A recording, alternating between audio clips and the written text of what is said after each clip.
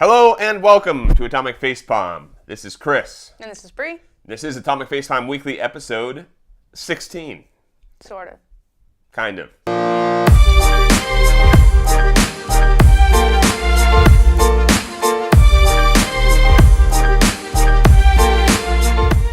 Alright, so a couple apologies up front here. We actually recorded a good deal of this last night.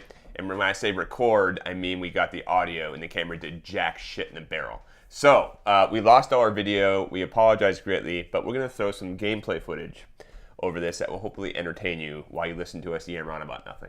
Well, so that's the games we played this week, so it'll probably be quite a bit of one of the games we played this week anyways, thrown over it. Yes. Because I'm not going to redo that whole thing.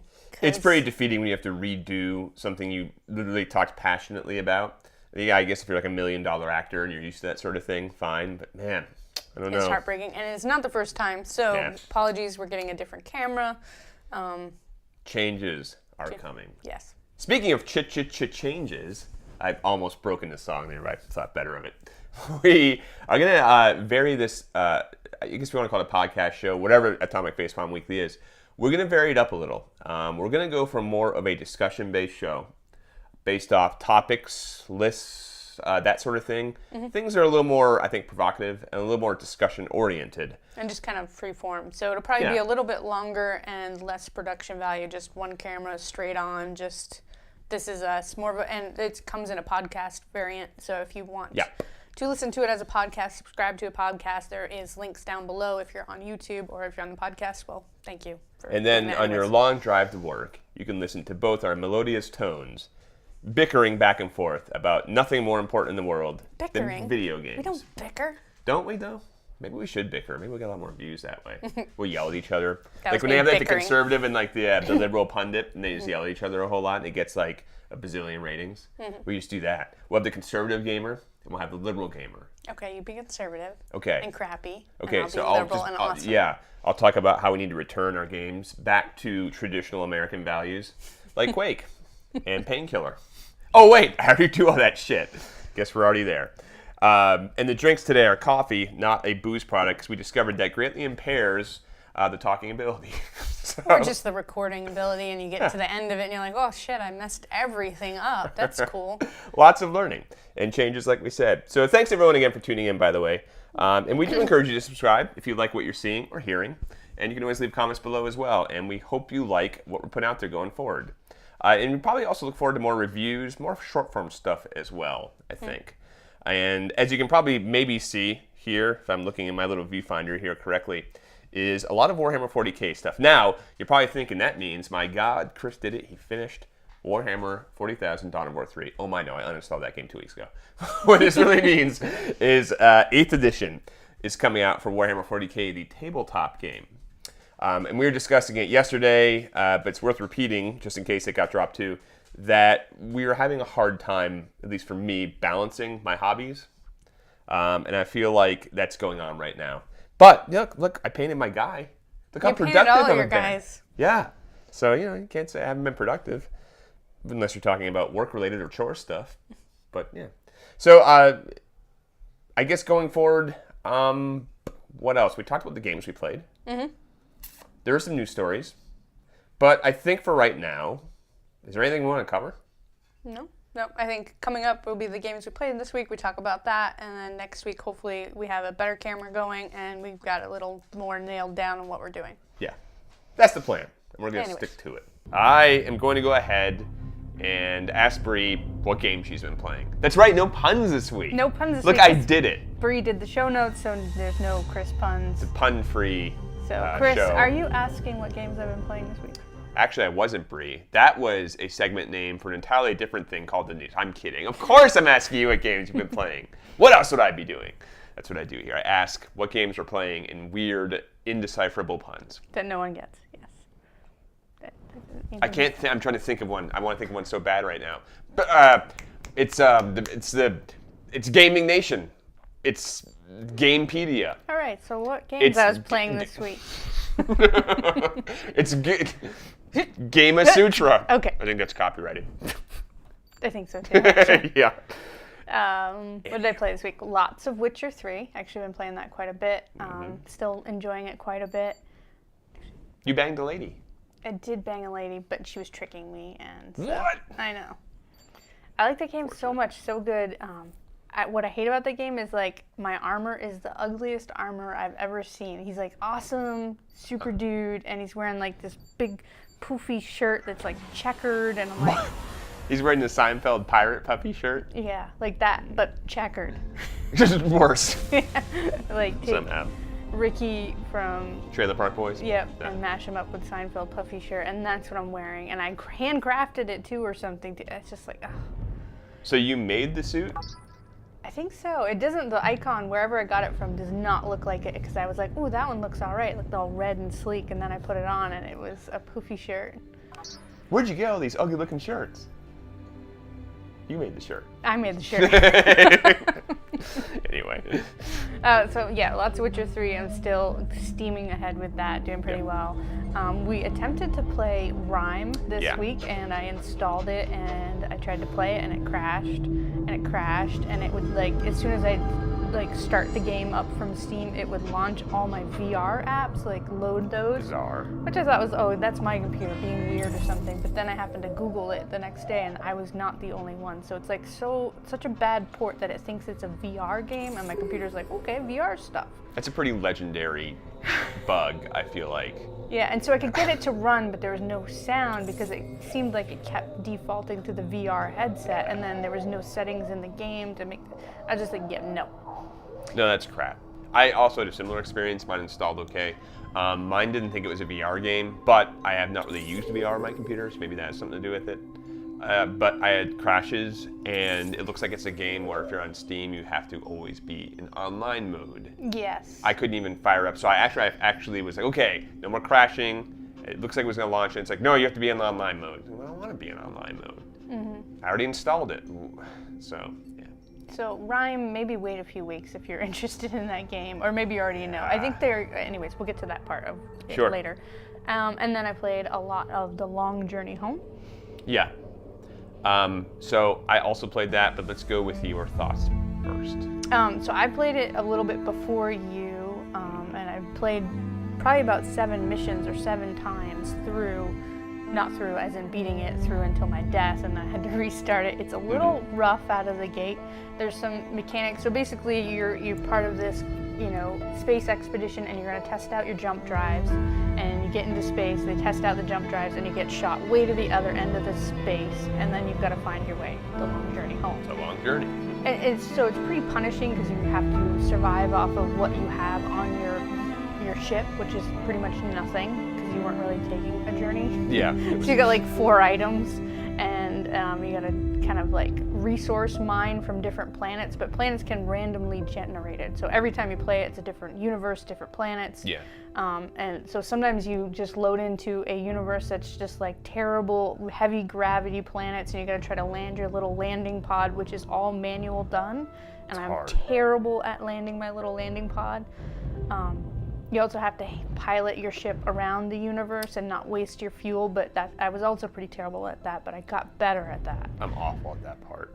So there's a couple of these like little things where it's skill mechanics mashed up with random generated mechanics that made my first like 5 or 6 games just like dead in the water. Like I'd go down to a planet to mine a little iron, and I'd suddenly my ship, like my crew's got broken arms, broken legs, whatever. They're all messed up, and so I just restarted a few times trying to get that perfect start, and then got a little better at flying in general. And that seems like that's important, because you had to show me how to fly correctly. I was way off. What's really cool, what I really like about it, and what kind of made it flying in space anyway, is not my lander click, is that there's kind of this mesh behind the planets, and it's got a gravity wells. So you can kind of see that as you're coming up on a planet, does that one have a little bit of gravity, or is it like giant dip down, like heavy gravity that's gonna suck my ship into that planet, and I should slow down before I start orbiting it. There's 2 difficulty levels when I was playing it, which was Rogue difficulty. No, I didn't even try that. And then I think it was Explorer is what they called it. was still really hard, and then they responded to criticism and released another mode, which I haven't tried, and it's story mode, which is supposed to make your lander much tougher, you get more fuel, its whole thing is much easier. Yeah. And I think that might be the way to go. So I'm going to try that again this week before we want to do a review of the game in full. I'm going to play a lot more of that game this week too.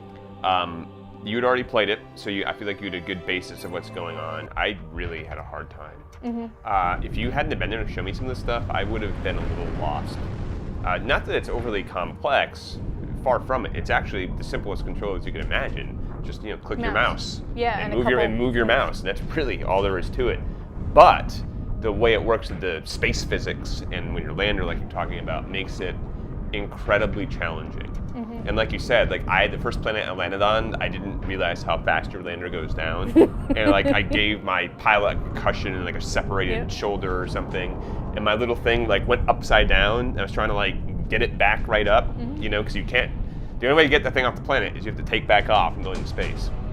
So I'm doing a little like tumbleweed with my, and it's like shooting this alarm. I thought I was getting shot at. No, it's just my whole integrity is destroyed. Yeah, my ship is destroyed. And I was like, oh, so Bre, can I get like another one of these? Like, no, that's it for the whole game. Like, what? That's it. That's all you got. I think that I wish that this game had come with something like Darkest Dungeon, where it just kind of popped up and said, hey, this is a pretty hard game, and it's okay to just do a couple loads, load up a couple of games before you really dive into it. Like, just be okay with that, because I really was stressed out my first 2 times, like, oh man, I'm so bad at this game. And it seems like that's everybody's having that kind of trouble with the game. And it's meant to kind of be that way, which is fine. It's, again, I like that little handshake with the dev, like, we agree on this amount of difficulty, and we're going in with that expectation. Like, just set my expectation. Just be like, you're going to get your ass kicked. Because I think this game is actually, people were comparing it to, like, FTL, and I think it's harder. I actually never played FTL. I know a lot about it. Like, a lot of my friends played it when it was up and coming. I know it's still a well-regarded game. What I like about this game is it's a cool kind of Incredibles art style. I like how you can select crews, and each one they have like little text and banter when you go into the ship. I like how, honestly, it's a little like XCOM, the newer XCOM, where when you get into your ship, you have a lot of different areas to maintain, and there's like a refinery. If you mine gas successfully, you can turn that into fuel. Yeah. I like a lot of that stuff. The part that I really was struggling with was, one, I don't know if it was a bug. You did actually have a bug. That never happened. So I played like 6 or 7, because every time it's so different. Yeah. And you ran into this particular alien that just kept like, hey, come follow me. And you'd start following him, and then he'd be like, hey, no, come follow me. And you'd be like, okay, yeah, I'm following you. And he'd be like, hey, no, follow me. It's like, oh my God! And it happened like 10 times before you could actually get to the place, and it was just like, dude, calm your tits. I'm following you. Like, oh my God. It's annoying because the way it works is you're flying around trying to get that perfect trajectory, because getting your orbit is really important in this game. So you've got to get like the elliptical path and get it around, and you can like smash into the planet, I presume. Like I actually went around too fast. It gave my crew whiplash. So I'm trying to get this perfect orbit, and this other stupid thing keeps following me and hitting me. And you go into like an encounter, basically. It kind of loads another screen, yeah. And then you come out, and there's a few seconds where you kind of forgot where you were, and it throws everything off. So it was really hard, and I mean, it's probably a one-time thing, hopefully. But other than that, it's fun. I can definitely see the addiction of it.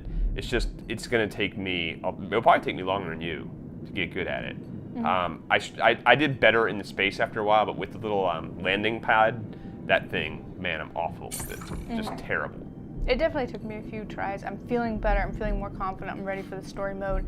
I have to say, though, I actually liked the hardness of it. Like, something about that made it really addicting for me, where I wanted to be like, all right, I'm going to load it one more time and try this again. Oh, sure. It's challenging. I really liked how, like, every time it was really different. So I loaded in one time, and I met aliens that were completely different than other aliens. Like, one of them was the space trader guys, and they're like, hey, you're not registered with the, system-wide bank. You should get registered. And they're like, here, have some debt. Okay, we'll be back for that later. Thank you, bye. So they're an American credit card company. Yeah, they're like, here, have some debt. Enjoy your space debt. And you thought capitalism was on Earth only. Yeah. So I just thought it was a lot of fun interactions. One time it was just like all these black holes, and then I'd land on these planets, I was like, I couldn't get anything, so I just had to land on the planets that are like, don't go here. Yeah. And it was really cool to try to fly your lander in gravity that is like, you can barely get away from it. Oh, yeah, I see. Yeah, it was kind of cool. The aliens I encountered were plant people. They were sentient trees, and it was like a bramble bush for a ship, so it was kind of funny, you know. And I enjoy how they make them different like that. They didn't go the Star Trek route where it's a humanoid with like, you know, a little brow on their head. It's like a whole different species. Yeah. So it looks good. I will say again, it was being slapped in the face, but like it's like being slapped in the face for fun. You know, yeah. It's like, yeah, it felt kind of good, but it hurt too. I guess I'm optimistic because they're responding to people so quickly, and criticism of people like, hey, this sucks, it's way too hard, and they're like, okay, we'll have some story mode, and they're on it. So I'm enjoying it. And this came out not just for Steam. We're playing it on PC, but I think it's also on consoles, if I remember correctly. Is it? Yeah. It could be. I actually did not do my homework on this because I wasn't. I was just going to talk about my experience. Yeah. But yeah, we're playing it on Steam. Yep. I actually don't even know the price offhand. I don't either. If I remember correctly, $30? yeah, it was around 30. It was like 25, 26, something like that. And it feels about right so far. And presumably it's a long game.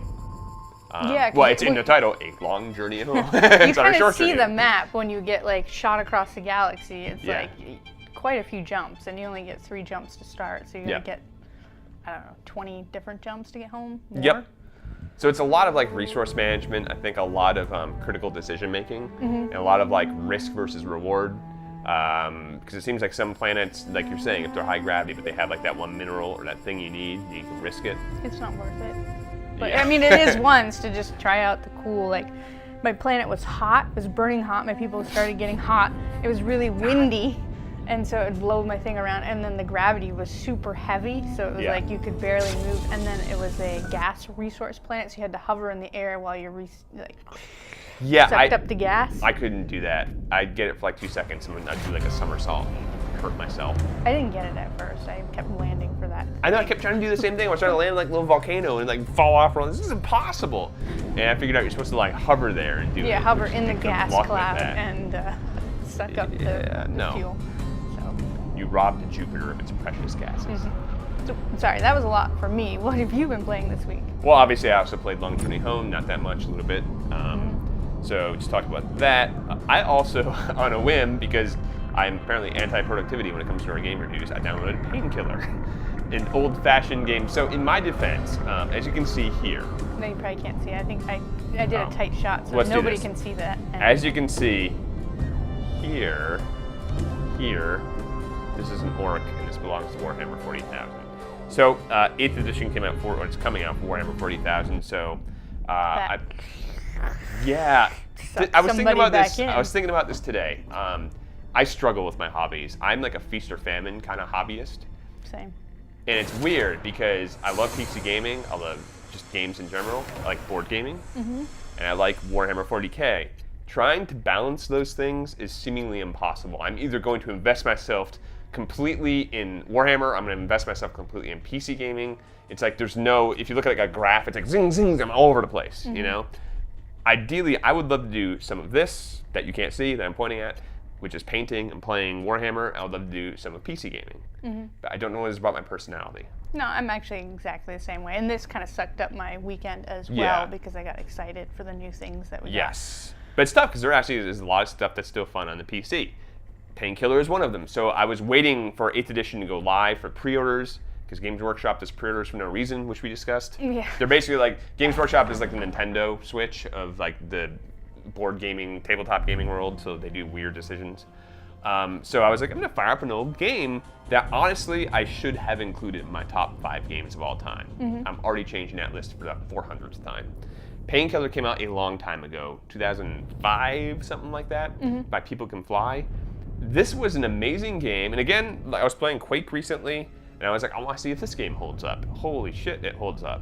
One, it's a quick install, and it actually supports modern resolutions, which is weird, because Quake, you try and do that, and it's all weird. You gotta go back to like the low resolutions to play it effectively.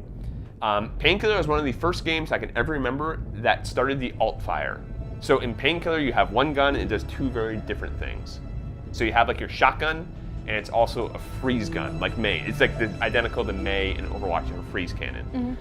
You have the literal Painkiller weapon. It's like a staff with a weed whacker blade on the end of it. So you can weed whack guys with the blade, or you can shoot it like a spear, like a projectile spear. And it has a lot of cool weapons like that, like a shuriken cannon that's also an electricity gun. It's like the most rewarding, immediately just enjoyable shooter. So thanks everybody for tuning in. We really do appreciate it. And once again, you can always hit that lovely, shiny, golden subscribe button. I think it's red.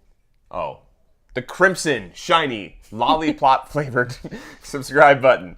And you can always leave comments Lollipop. too. God damn it. Maybe the coffee is making me worse. Maybe. Should actually drink some vodka. So thanks everybody for tuning in. We do appreciate it, and tune in next time. And again, we're going to change it up a little, keep things fresh. So we hope to see you back. So from Chris and Bre, good luck. Have fun. That's the quickest Tell Me Facepalm Weekly ever.